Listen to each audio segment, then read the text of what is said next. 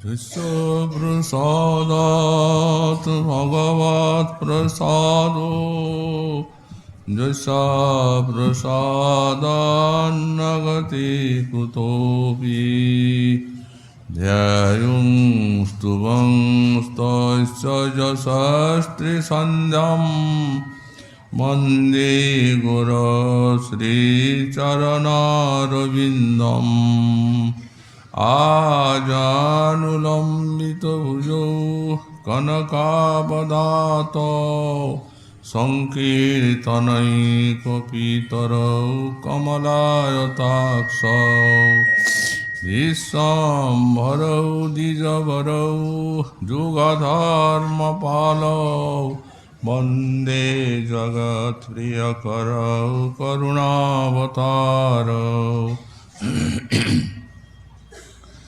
Namastrikala satyaya Jagannatha sutaya cha Savritaya saputraya sakalatraya te namaha Vareha pidabhiramang Vrigamadatilakan kundalakrantagandam Panjaksang kambukanthang smita subhagamukang swadhurinnustuvinum Syamang santang tribhangang ravikarabhasanang bhusitang vaidantya Vande Vrindavanastang Juvati Satavritang Brahma Gopala Visam Tapta Kanchana Gaurangi Radhi Vrindavanishwari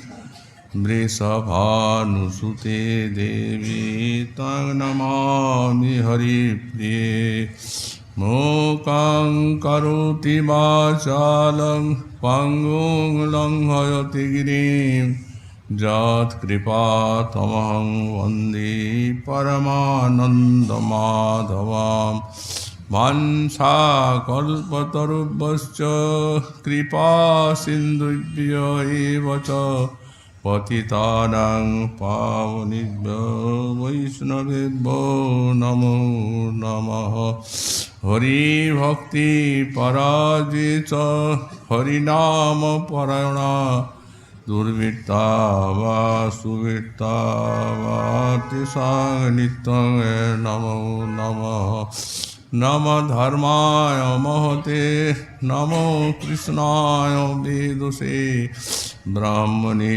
Namaskritta Dharman Bhakshe Sanatanan Narayanang Namaskritta Naranchaiva Narottamam Deving Saraswating Vyasang Tato Jayo Mudirayet Jaya Rupa Sanatan Bhatta Raghunath Sri Jiva Gopala Bhatta Das Raghunath এই ছয় গোসাই করে চরণবন্দন যাহা হইতে বিঘ্ননাশ অভীষ্ট পুরাণ দুর্গমী প্রতিমেন্দ্রস্খলৎপাদগতির্মুহু সকৃপা যষ্টিদানেন সন্ত সন্তু অবলম্বনম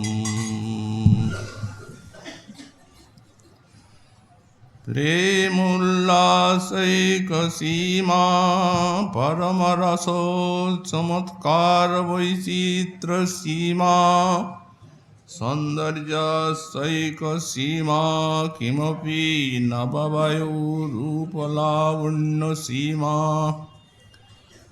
लीलामाधुर्यसीमा निजजन परमौदार्यवात्सल्यसीमा साराधा सख्य सीमा जयति रतिकला कीलिमाधुर्य सीमा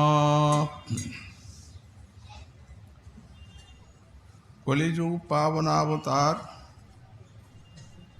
श्री श्री गौरांग महाप्रभुर परम अंतरंग पार्षद गौड़ीय वैष्णवाचार्य वर्य परम पूज्य पाद শ্রী শ্রীল প্রবোধানন্দ সরস্বতী চরণ তাঁর শ্রী শ্রী রাধারস সুধানিধি গ্রন্থে 131 সংখ্যক শ্লোকে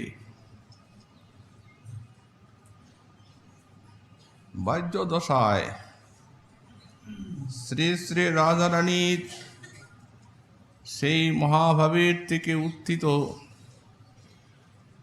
কতিপয় গুণাবলী স্ফূর্তি লাভ করে আর এখানে সেইগুলি কীর্তন করছেন। বলছেন, যিনি প্রেমোল্লাসের একমাত্র সীমা, পরমরস চমৎকার বৈচিত্র্যের সীমা, সৌন্দর্যেরও একমাত্র সীমা, কোনো অনির্বচনীয় নব্য বয়স, রূপ এবং লাবণ্যের সীমা, লীলা মাধুর্যের সীমা, নিজজনের প্রতি পরম ঔদার্য এবং বাৎসল্যের সীমা,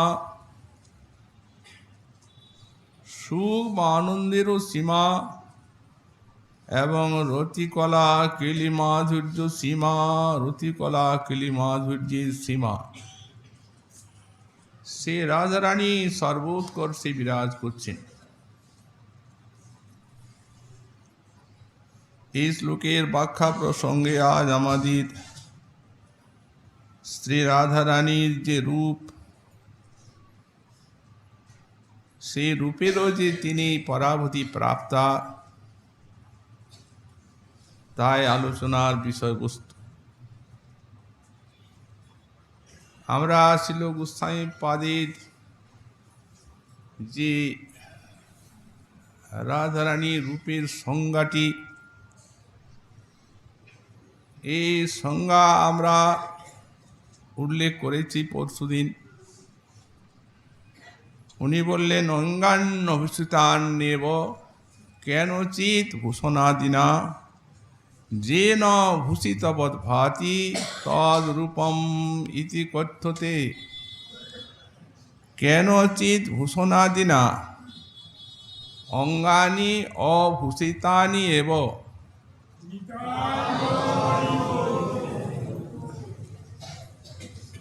কোন ভূষণের দ্বারা ভূষিত না হয়েই স্বয়ং যে অঙ্গ প্রত্যঙ্গ ভূষিতের মতো দেখায়, অলঙ্কৃতের মতো দেখা যায়,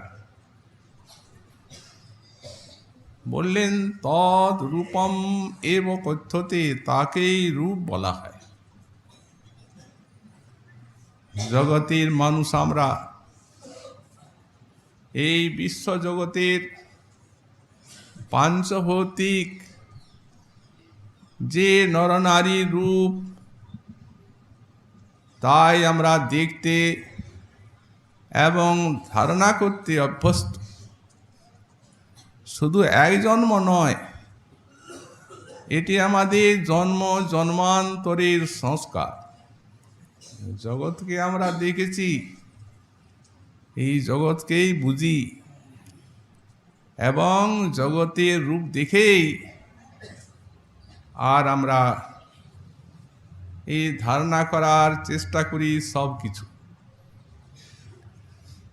জগতাতীত বস্তু সম্বন্ধে মাঝিস জীবের তো কোনো ধারণা নেই, আর সেই জগতাতীত প্রেমের রাজ্যে সেখানে যে সব রূপ গুণ লীলা, সেগুলি এই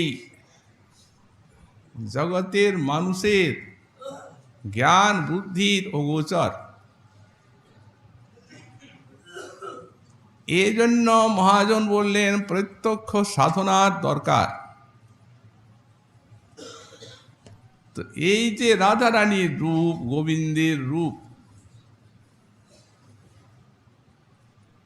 এগুলি অনুভূতির কি সাধনা, এ সাধনা জ্ঞান যোগ আদি নয়, এ সাধনা বিধি ভক্তিও নয়। এই সাধনার কথা উল্লেখ করতে গিয়ে আর আমাদের শিল গোস্বামীপাদ বললেন, তদ্ধি তত্তৎ ব্রজক্রীড়া ধ্যান গান প্রধানয়া ভক্ত্যা সম্পদ্যতে পৃষ্ঠ নাম সংকীর্তনোজ্জ্বলম। যদি সেই প্রেমের রাজ্যে সংবাদ নেওয়ার কারো অভিলাষ থাকে, তাহলে তাদেরকে এই যে ব্রজক্রীড়া, রাধা কৃষ্ণের লীলা মাধুরী, এই ব্রজক্রীড়ার শ্রবণ কীর্তন করতে হবে এবং স্মরণ করতে হবে, ধ্যান। তত্তৎ ব্রজক্রীড়া ধ্যান গান প্রধানয়া, এইগুলি প্রধান রূপে থাকবে। ব্রজলীলার শ্রবণ কীর্তন এবং স্মরণ, এই তিনটি প্রধান রূপে থাকবে। এবং এর প্রাধান্যে অন্যান্যগুলিও যে থাকবে নবধা ভক্তির মধ্যে যথাযোগ্য, তা বোঝা যাচ্ছে। এবং এই সাধনাটি প্রেষ্ঠ নাম সংকীর্তনোজ্জ্বলম, প্রিয় নাম সংকীর্তনের দ্বারা উজ্জ্বলীকৃত হয়ে উঠবে। অর্থাৎ নাম সংকীর্তন সাধনার দ্বারা যেমন যেমন সাধকের চিত্তটি মার্জিত হবে, বিশুদ্ধ সত্য আবির্ভাবের যোগ্যতা লাভ করবে, সেই অনুপাতে সেই হবিষ্টের যে রূপ গুণ লীলা সাধকের চিত্তে সং এসে স্ফুরিত হবেন। এগুলি নিজের শক্তিতে নির্ভর করে কিছুই অনুভব করা যাবে না। শরণাগত হয়ে আর গোস্বামীপাদগণ যে সাধনার উল্লেখ করেছেন, প্রকৃষ্ট রূপে সেই সাধনাকেই অবলম্বন করতে হবে। শ্রীজীব গোস্বামীপাদ লিখলেন, তত্তৎ কথারতিস্তু শ্রেষ্ঠং সাধনম। তত্তৎ কথারতি, একটি তৎ কৃষ্ণ আর একটি তৎ শ্রী শ্রী রাধারানী। এই তত্তৎ কথারতি, তাদের কথাতে যে রুচি এবং রতি প্রীতি, এটি শ্রেষ্ঠং সাধনম, তাদের রূপগুণ লীলা অনুভবের শ্রেষ্ঠ সাধন। এই সপ্রকাশ বস্তু কারো নিজের চেষ্টাতে কিচ্ছু হবার নয়। কারণ এই সমস্ত যে বাণী, এইগুলি তো সব সেই সম্বিত শক্তির বৃত্তি। পৃথিবীর অক্ষরের সঙ্গে এর কোনো সম্পর্ক নাই। প্রেমময় অক্ষর যাহার, এই অক্ষরগুলি হচ্ছে প্রেমময় অক্ষর, প্রেমে পূর্ণ আছে এই অক্ষর। এই যে শব্দ শক্তি, এই শব্দ শক্তি যখন জিহ্বা কর্ণের দ্বার দিয়ে চিন্তার ভিতর দিয়ে একটা সাধকের অন্তরাত্মা অভিঘাত আনবে এবং তার ফলে তার হৃদয়ে যে একটা স্পন্দন জাগবে, এটি হচ্ছে চিৎ বৈজ্ঞানিক ব্যাপার। তখন ধীরে ধীরে তিনি বিশুদ্ধ তত্ত্ব লাভে এগুলি অনুভবের যোগ্যতা পাবে। চিত্তটি যোগ্য হলে স্বয়ং লীলা রূপ গুণ এসে উদিত হবে। তো যারা এই সমস্ত লক্ষণগুলি করেছেন, বর্ণনা করেছেন, তারা তো আর জগতের আমাদের মতো মানুষ না, তারা তো সেই রাধারানীর সাক্ষাৎ সখী মঞ্জরি মহাপ্রভুর লীলায় নেমে এসেছেন। সেই নিকুঞ্জের সমাচার দিয়ে আর সব জগতের মানুষকে সেই নিকুঞ্জ সেবায় নিয়ে যেতে। তাই আমাদের শ্রী গোস্বামী পাদ যে সংজ্ঞাটা দিলেন, অভূষিতা আনিব অঙ্গানি অভূষিতা আনিব, ভূষণ ভূষিত না করলেও ভূষিতের মতো দেখা, কারণ উপাদানটা তো অন্য। নারীর আকৃতি আছে রাধার, সেইভাবেই বর্ণনা যখন আছে, কিন্তু উপাদানটা তো মহাভাব। প্রেমের থেকে মধুর জিনিস বিশ্বে আর কিছু নেই। কেন বললেন? যেহেতু যিনি মধুরং মধুরম মধুরং মধুরম, তাকেও অধীন করে রাখে, বেঁধে রাখে। প্রণয় রসনয়াধিতাঙ্ঘ্রি পদ্ম, প্রণয় রজ্জুর দ্বারা তিনি আবদ্ধ, বদ্ধপাত। তো সুতরাং এত বড় শক্তিশালী যে প্রেম, তার পরাকাষ্ঠায় মহাভাব। মহাপ্রভুর কৃপাতে আরে আচার্য পাদগণের দানের সহায়তায় এখন কলিজীবের মানুষ এই মহাভাবকে নিয়ে নাড়াচাড়া করছে। কোনো যুগে কোনো কালেই হয় নাই, আর হবারও নয়। তো এখন মনে করুন কোনো একটা নিম ফল আছে,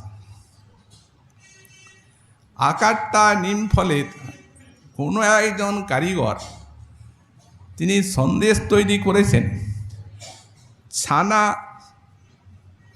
মালাই চিনির রস দিয়ে কতগুলি সন্দেশ তৈরি করেছেন নিম ফলের মতো আকৃতি। তার সেই সন্দেশগুলি কি তেতো লাগবে নিম ফলের মতো? পরম আশ্চর্য হবে। তো তাই এই যে না ভূষণ, তো আমরা জানি ভূষণ ভূষিত করে, কিন্তু অঙ্গটি ভূষিত করছে যেহেতু মহাভাবের উপাদান।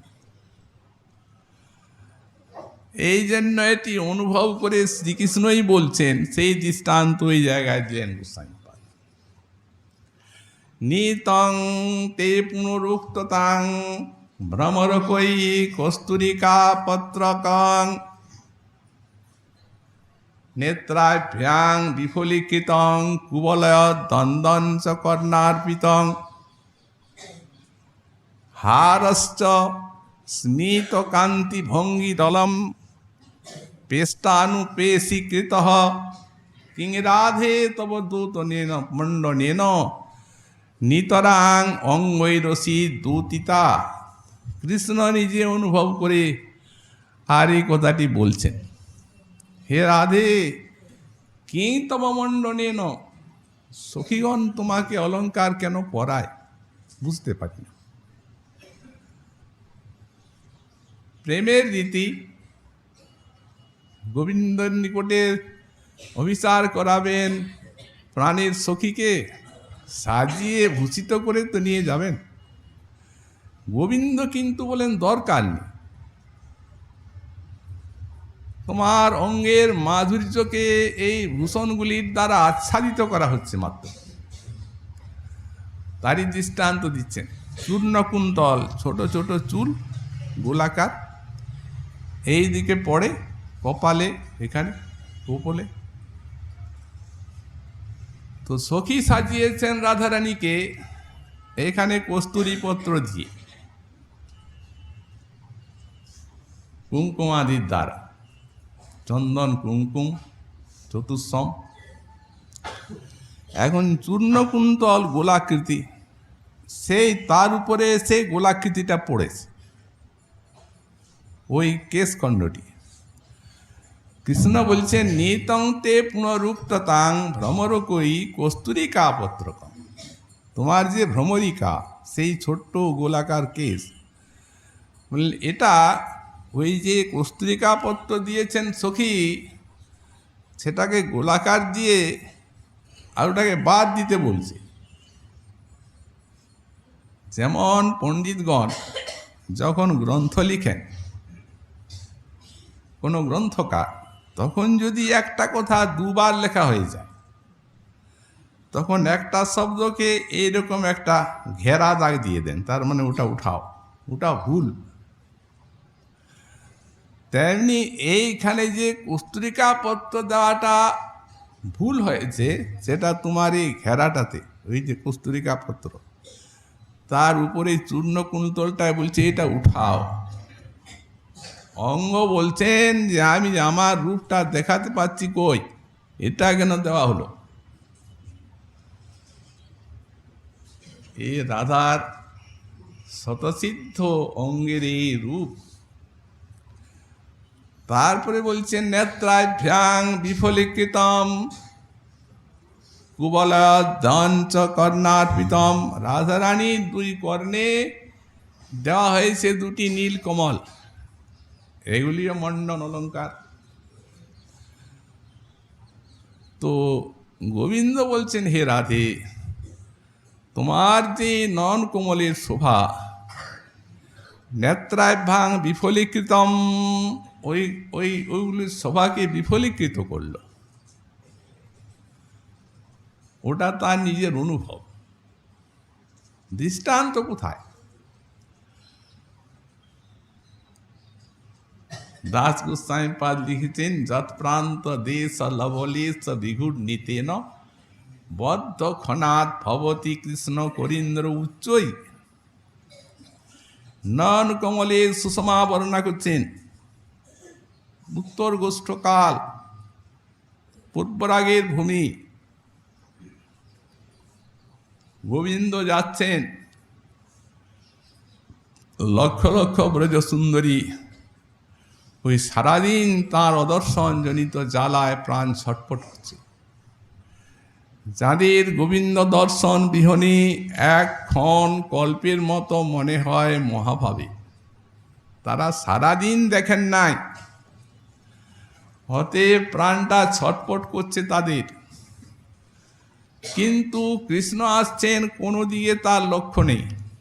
লক্ষ লক্ষ ব্রজ সুন্দরী তার দর্শনে আর সারাদিনের যে বিরহ জ্বালা তা পরিহার করছেন। সুগমণি বর্ণনা করেছেন ভাগবতী। প্রথম পূর্বরাগ, পিত্বা মুকুন্দ মুখসারঘমক্ষি ভৃঙ্গই জহুর বিরহজং তাপম ব্রজদোষিতন্যী। সহস্র সহস্র ব্রজবালা কৃষ্ণের বদন শোভা দর্শন করে আর সারাদিনের বিরহ জ্বালাকে পরিহার করলেন। কিন্তু উনি তাকাচ্ছেন, কোথায় শ্রী রাধা? নয়ন যুগল ঘুরছে। ঈশ্বরী তিনিও বিরহে কাতরা। সখীগণ দেখাচ্ছেন, ওই দেখো সুন্দরী পৈশ্য মিলতি বনমালী, ওই দেখো বনমালী আসছেন। দেখাচ্ছেন সখী কৃষ্ণকে। তো উনি দেখছেন, তখন গোবিন্দ ঠিক সেই দিকে তাকান নাই। তখন মুখমাত্রি আস্বাদন করে তাঁর বিরহ জ্বালার উপশম হলো। তারপরে যেমনি গোবিন্দ দর্শন করেছেন রাধারানীকে, দেখছেন তো কোথায়, তেমনি লজ্জা এসেছে, চলে যাবে। ঘুমটা দিয়ে ফিরলেন, পেছন ফিরেছেন। আবার মনে হচ্ছে চলে যাব, একটু না দেখেই যাব, অন্তত আর একবার। লজ্জা আছে তো, পুরো দৃষ্টিটা দিতে পাচ্ছেন না। নেত্রের কোণে একটু অপাঙ্গ দৃষ্টি। প্রান্ত দেশ লবলেশ বিঘূর্ণিতে ন। কৃষ্ণ দাঁড়িয়ে গেলেন ওইখানে। কিসের আশায় দাঁড়ালেন? ওই মাধুরী তার হৃদয়ে এমন পরাক্রম বিস্তার করল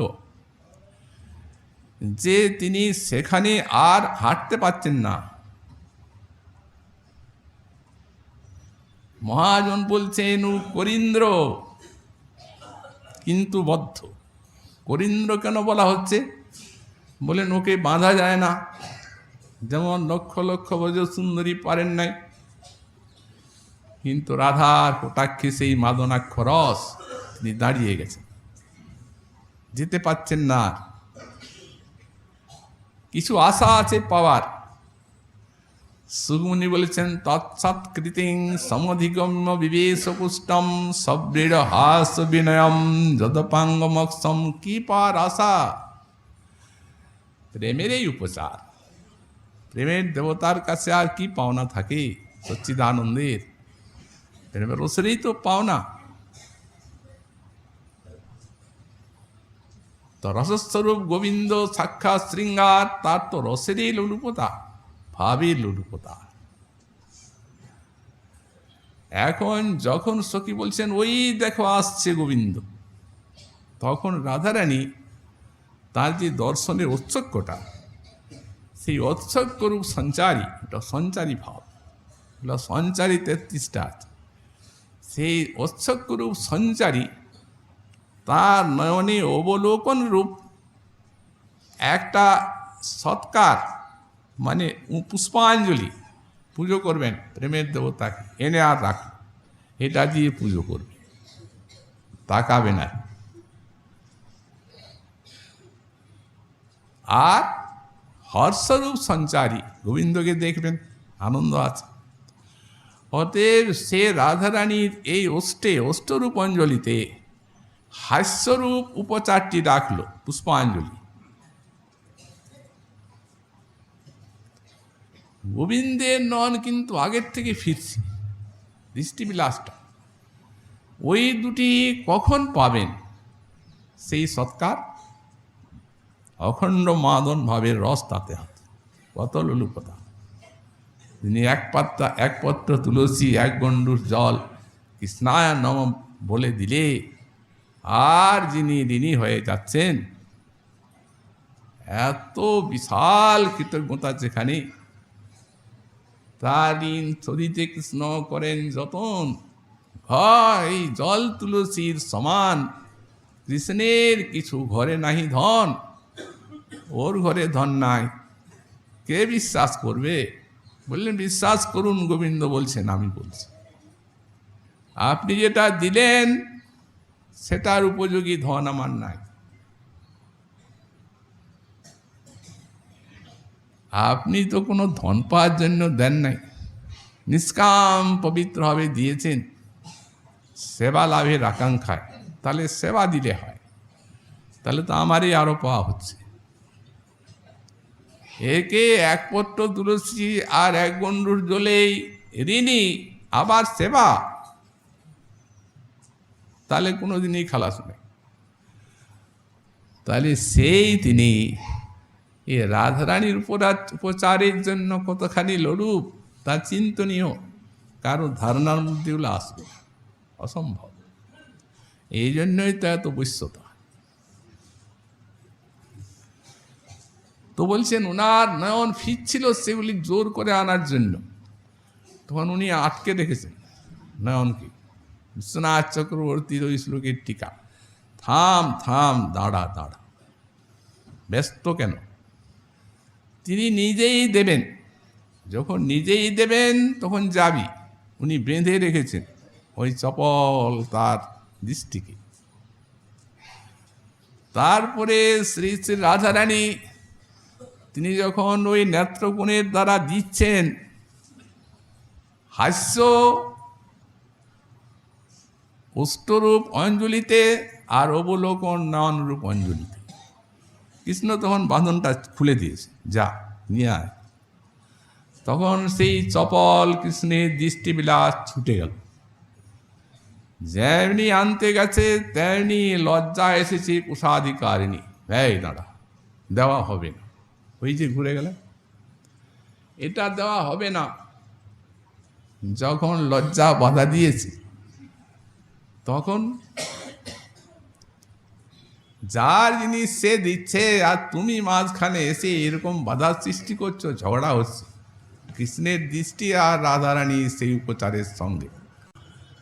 তখন ঝগড়া দেখে সমাধান করতে এসেছে একজন, তার নাম হচ্ছে বিনয়। সব বিড় হাস বিনয়ং যদপাঙ্গমক্ষম। বিনয় আছে, হাসি আছে, বিড়া আছে, আর অপাঙ্গমক্ষণ চারটা আছে। তো যেমনি বিনয় এসে বলল, ভাই লজ্জে দেখো, ছেড়ে দাও, যার জিনিস তিনি দিচ্ছেন তো তুমি আমার কুশাধিকারিণী হয়।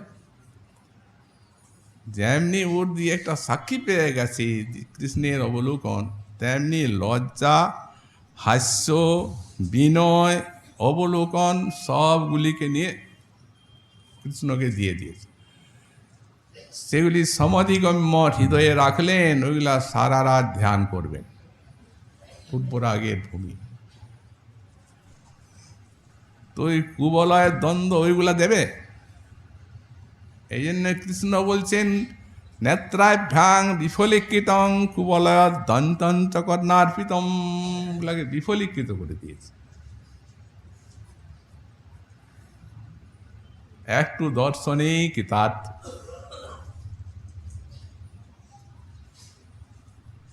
আর একটু ভালো করে একদিন দর্শন হলো,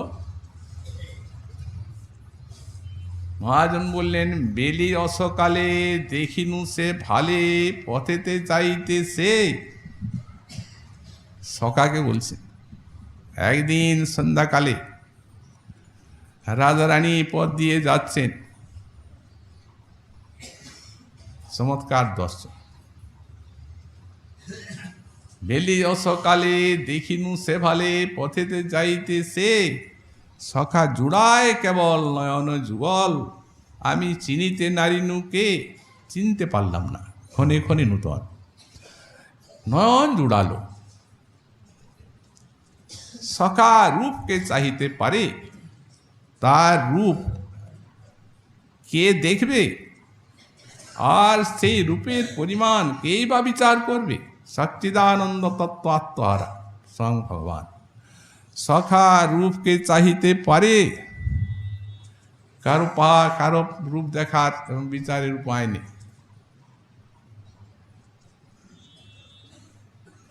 আমি পাশরিতে নারী তারে, অনুক্ষণ আমার হৃদয়ে জাগছে, তাকে ভুলতে পারিনি। বাম অঙ্গুরিতে মুদরি সহিতে কনক কোটরি হাতে,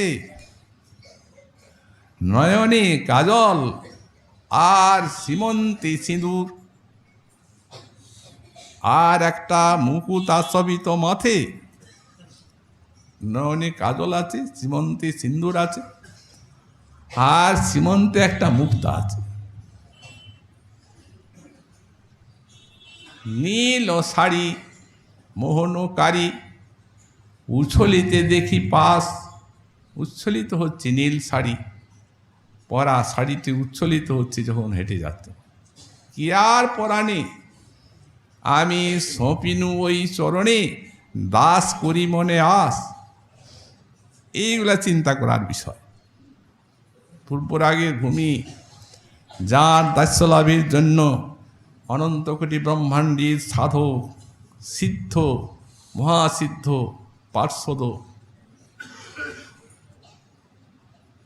সকলেই লালায়িত, এরাও লালায়িত। ব্রজবাসী জন কেনা দাস্য চায়। যোগীন্দ্র মুনীন্দ্রগণ, ব্রহ্মা মহাদেবাদি ধ্যান করে যার চরণ হৃদয়ে আনতে পারেন না, তিনি রাধার রূপ দেখে বলছেন সখা, সখার নিকটে ব্যাখ্যা করছেন, কি আর প্রাণী, আর প্রাণী কিছু কাজ নেই। আমি সঁপিনু ওই চরণে, প্রাণের সহিত এই দেহকে ওই চরণে সমর্পণ করলাম। কি করে সমর্পণ করলে? দাস করি মনে আস, তার চরণে চিরকাল দাস হয়ে থাকবো, দাস্য করব, এই আশা। কিবা সে ভঙ্গিমা নাহি কো উপমা, চলন মন্থর গতি। সীতায় স্মৃতিতে সিঁদুর দেখলাম, মতোই বিবাহিতা। কোন ভাগ্যবানে পাইয়াছে কি দানে, হজিয়াছে উমাপতি। বিবাহিতা রমণী শ্রীমন্তী সিন্দুর রেখা শোভা পাচ্ছে, কিন্তু যে পেয়েছে ওই রমণীকে সেই ভাগ্যবান কে? ভাবনার অতীত তার ভাগ্য। আমার মনে হয় কত সহস্র সহস্র জন্ম সে উমাপতির ভজন করেছে, ভজিয়া সে উমাপতি। চণ্ডীদাসে কয় মূরতি সে নয়, সে বোধিতে নাগর জনে। অমিয়া ছানিয়া যতন করিয়া বিধি গড়িয়াছে অনুমানে।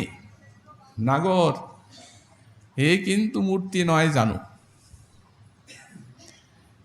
তোমার একটা ইন্দ্রজাল, তোমার চিত্তটিকে মোহিত করার জন্য, এমন আর দ্বিতীয় নেই।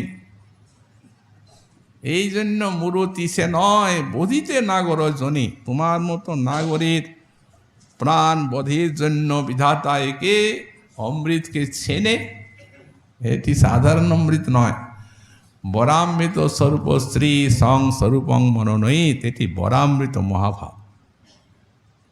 আমি অনুমান করি যে এই তোমার মহামোহিনী, এই দেবী কৃষ্ণ মনোমোহিনী শ্রী রাধা, এমনি তার রূপ।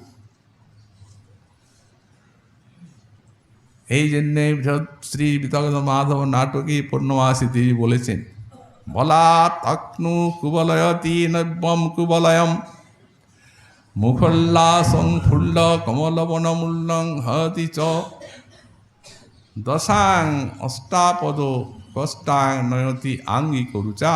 শ্রী রাধায়া কিমপি বিচিত্র রূপং বিলসতি। রাধার কোনো অদ্ভুত রূপ বিলাস করছে পূর্বরাগে। মধুরায় ওই দৃষ্টান্ত দিয়েছেন গোস্বামী পাদ বিদগ্ধ মাধবের এই শ্লোকটা।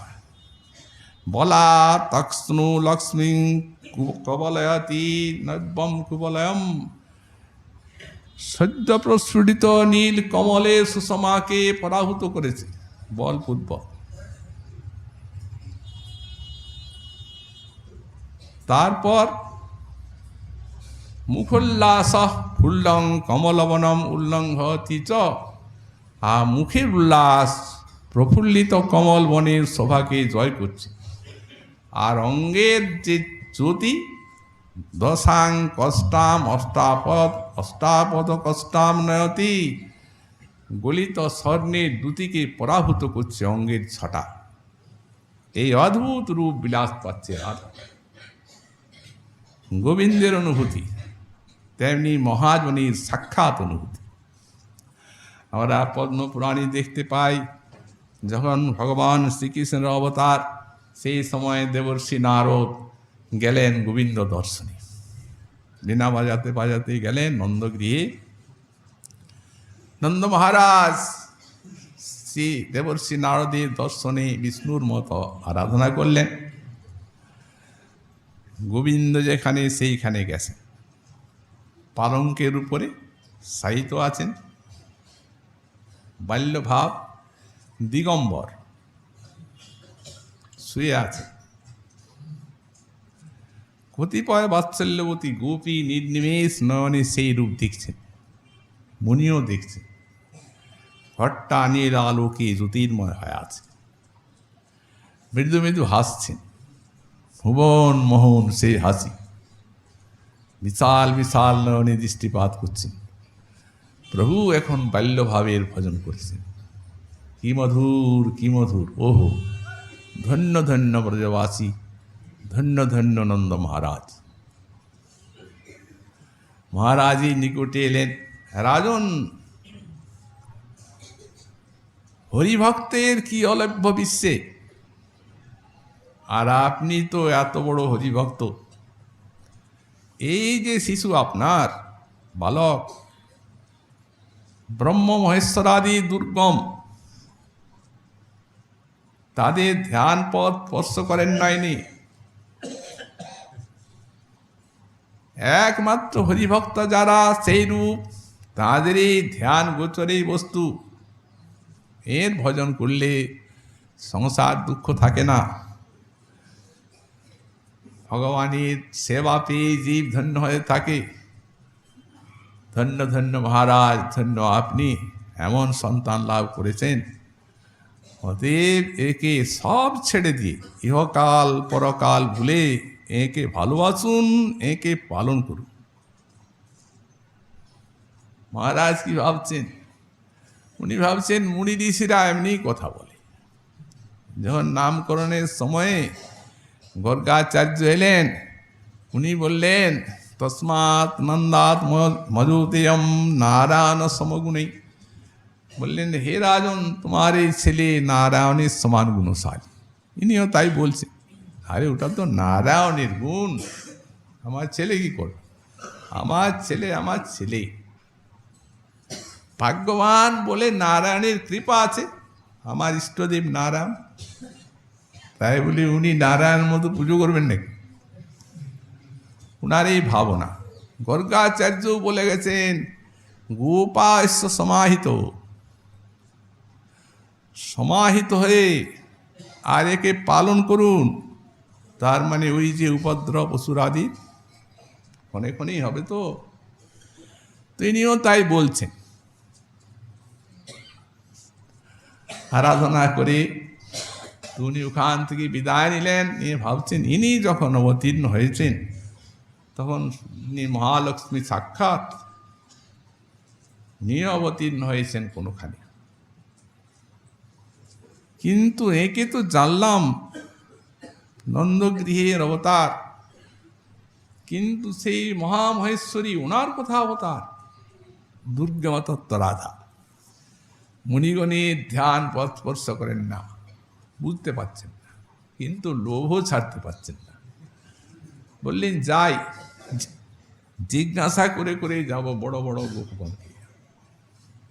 ওরকম বড় বড় গোপের ঘরে যান, আপনার কন্যা আছে, আপনার পুত্র সন্তানাদি আছে, তারা বিষ্ণু জ্ঞানে অর্চনা করেন। আর মুনিও লক্ষ্য করেন যে প্রাণের থেকে এদের ওই নন্দপুত্রী প্রীতি, এই জন্য মনে মনে প্রণাম করেন। বাইরে তো প্রণাম করার উপায় নাই, তারাই তো অর্চনা করছে, গোপজাতি। মনে মনে প্রণাম করে করে যাচ্ছেন। রাধারানীর কৃপায় উপস্থিত হয়েছেন সেই বিশ্বভানু রাজার গৃহে। মহারাজ কেমন সব কুশল তো, অর্থ সম্পদ ধন ধান্যে পরিপূর্ণ তো গৃহ, কোনো অভাব তো নেই, সবই আপনাদের কৃপাতে পূর্ণ, অভাব কিছু নেই। তো আপনার পুত্র কন্যা কিছু আছে, দেখাবেন? তখন উনি নিয়ে এলেন ওই শ্রীরামকে। মুনি দেখছেন দীর্ঘ নয়ন, আর কর্ণ বিশ্রান্ত, কি মধুর সুন্দর মনোহর গ্রীবা, আজান লম্বিত বাহু, কি অপূর্ব দেহ, কান্তি টলমল করছে। আলিঙ্গন করলেন, অশ্রু পড়তে লাগে।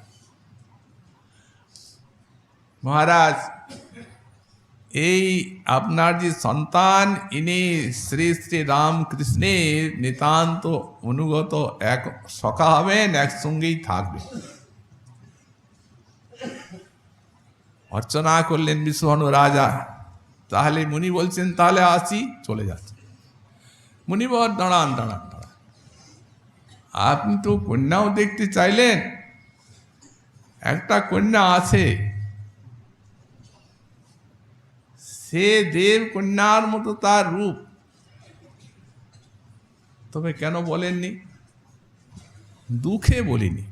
কন্যাটা জড়া, অন্ধা, মুখ, কথাও বলতে পারে না, তাকায়ও না, আর জড়ির মতো।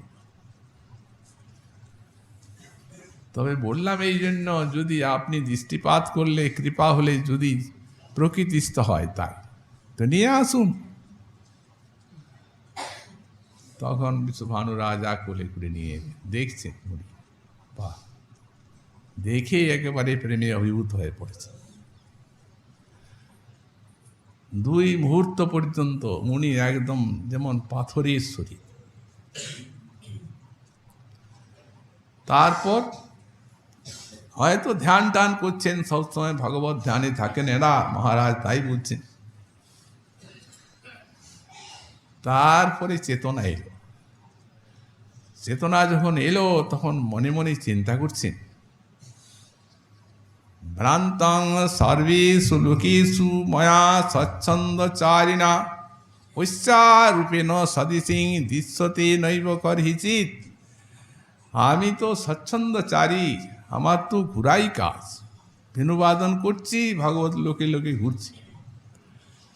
তো স্বচ্ছন্দচারী আমি, সব লোকে ঘুরেছি, কিন্তু কোনো কন্যার এইরকম রূপ দেখতে পাই না।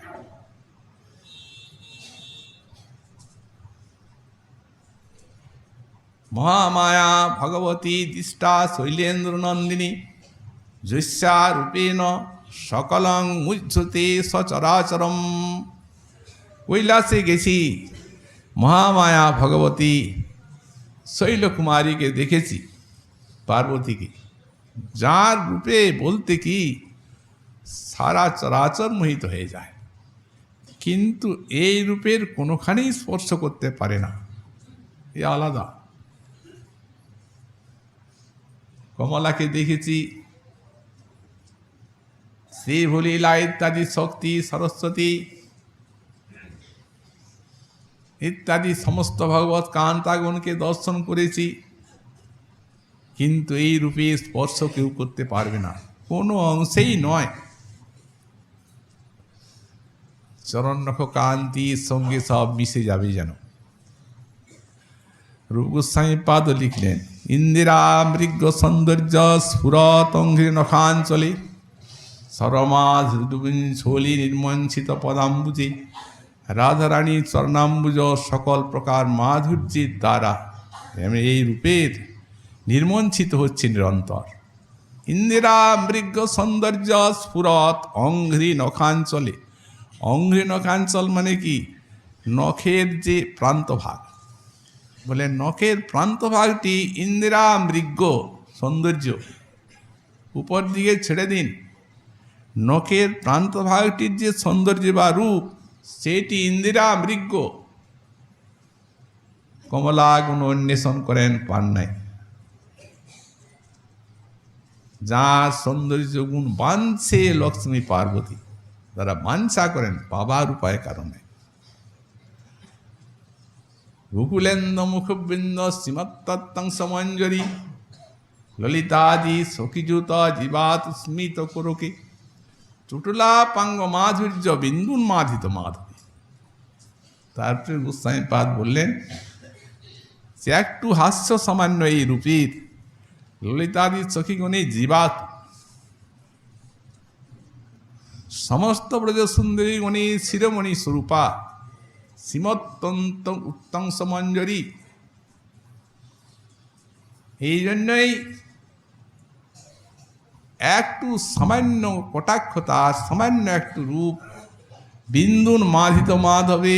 এই রূপসিন্ধুর এক বিন্দু তো মাধবকে পাগল করে দেয়, কারণ সেই মাদনাক্ষ মহাভাব তো কৃষ্ণকে অপ্রাকৃত নমন মোমেন মদনকে পাগল করবেই।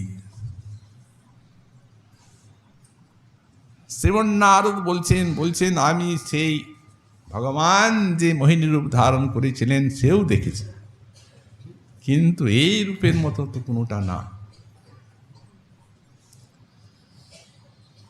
অনেক স্তব স্তুতি করলেন এই কৃষ্ণপ্রিয়া, অনেক স্তব স্তুতি করলেন।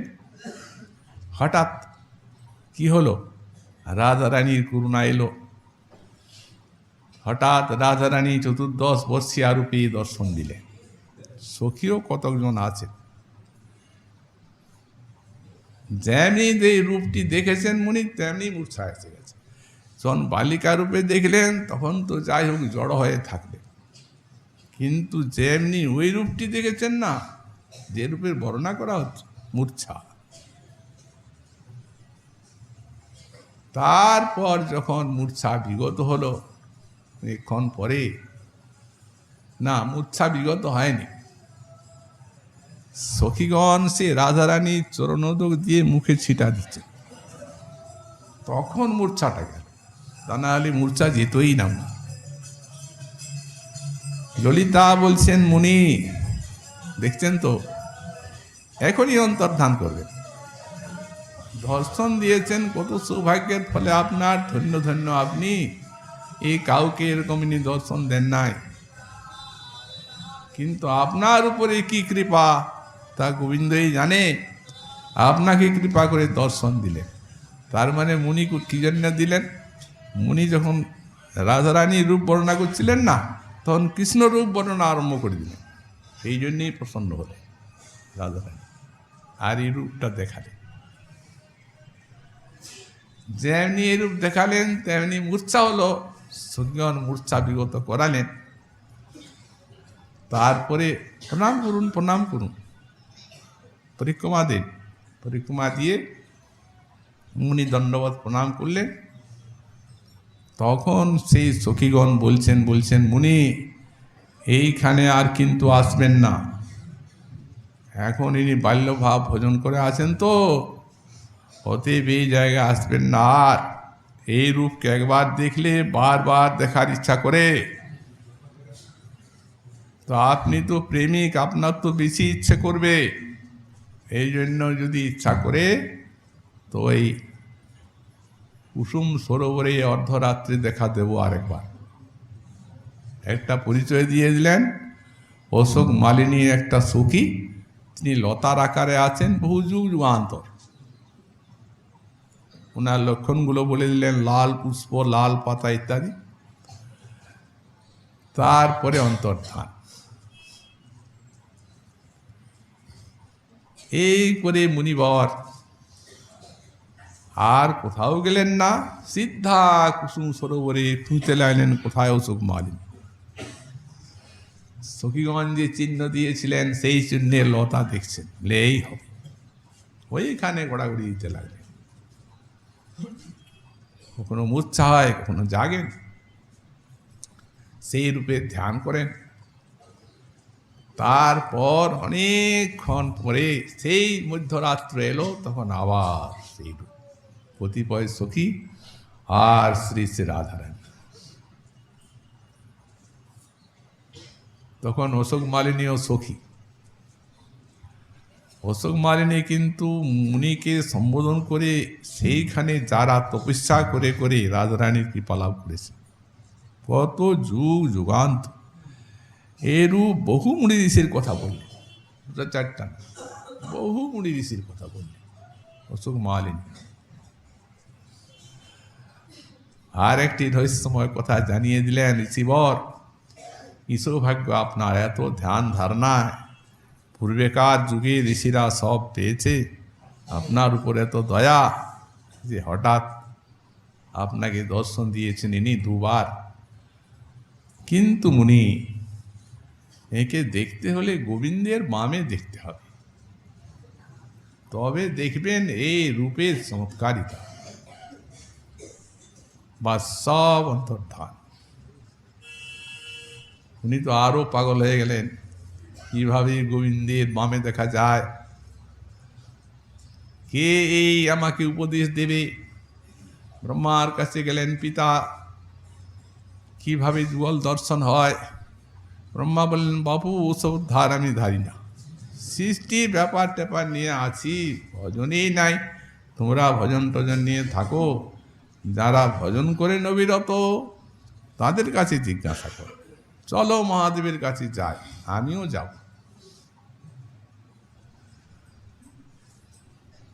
মহাদেবের কাছে গেলেন, জিজ্ঞাসা করলেন ব্রহ্মা নারদের কথা। মহাদেব বললেন, দেখো ব্রহ্মণ, এই সব তো আমার অগোচর বস্তু, আমি আর কি বলবো। যুগল দর্শন এ আমার কি উপদেশ দেবার সামর্থ্য আছে? এখন প্রবোধানন্দ সরস্বতীপাদ বললেন, এমনি কঠিন পূর্বের যুগে, এখন মহাপ্রভুর যুগে সাধারণী ভূতাবভুব, এখন ঘরে ঘরে রাধা, আর জনে জনে রাধার উপাসনা। তো এইরকম নয়, পূর্ব যুগে বিশাল দুর্লভ জিনিস এই জিনিস মহাপ্রভু ঘরে ঘরে দিয়ে গেছেন, তারই দান। তবে একে দেখে মনে হচ্ছে যে ইনি যুগলের কৃপালাভ করেছেন, অতএব তুমি ওইখানে নিয়ে যাও ব্রজে। ওই কুসুম সরোবরের কাছে একটা অমৃতসর আছে, সেইখানে স্নান করিয়ে তুমি চলে আসো। তারপরে শনিবারের দিন সেই কুসুম সরোবরের কাছে, তার নাম নারদকুণ্ড, মহাদেবের উপদেশে সেইখানে নারদকে স্নান করে চলে গেল। আর নারদ ডুব দিয়ে যেমনি উঠলেন তেমনি গোপী, আর সেই দেহ নেই, বিনা যন্ত্র নেই, দাড়ি টাড়ি নেই, চারদিক উদাসীন হয়ে তাকাচ্ছেন। সেইখানে ললিতা, তুমি চিনছ আমায়? গতকাল দুবার দেখলে তো, আমারই নাম ললিতা, এসো। কুঞ্জের মধ্যে নিয়ে গেলেন, কানে দিলেন যুগল মন্ত্র, তারপরে দেখালেন। যখন যুগল দর্শন হলো তখন মুনি বুঝতে পারলেন যে হ্যাঁ, এক জায়গায় কৃষ্ণ আর এক জায়গায় রাধা, এরকম না। যদি রাধার দর্শন করতে হয় তো কৃষ্ণের বামে, আর কৃষ্ণের দর্শন করতে হয় তো রাধার দক্ষিণে, তাহলেই যুগল দর্শন সার্থক, যুগলের রূপ দেখা। এই হচ্ছে আমাদের মহাপ্রভুর কৃপায় গৌড়ীয় বৈষ্ণবীর সাধ্য সাধনা, কি অমূল্য সম্পদ মহাপ্রভু এবং তাঁর আচার্য পাদমন দিয়ে গেছেন। এই রাধার রূপ হদেবী সীমা পরাবধি, এর উপরে আর নাই। তারপরে গোস্বামী পাদ লাবণ্যের বিষয়ে বর্ণনা করছেন। যেমন মহাপ্রভুর কৃপালে আগামীকাল আবার সেই বিষয়ে আমরা আস্বাদন করব। আজকে আমার